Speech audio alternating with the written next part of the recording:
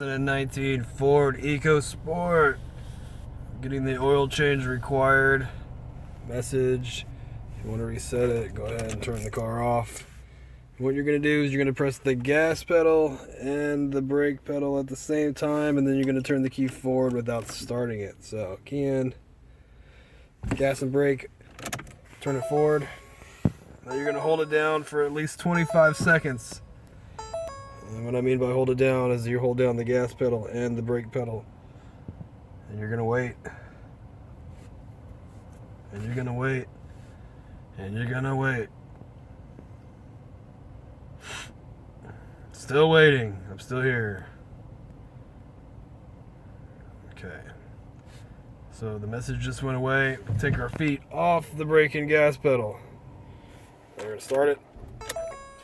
And now you shouldn't have the message, and the reset is complete.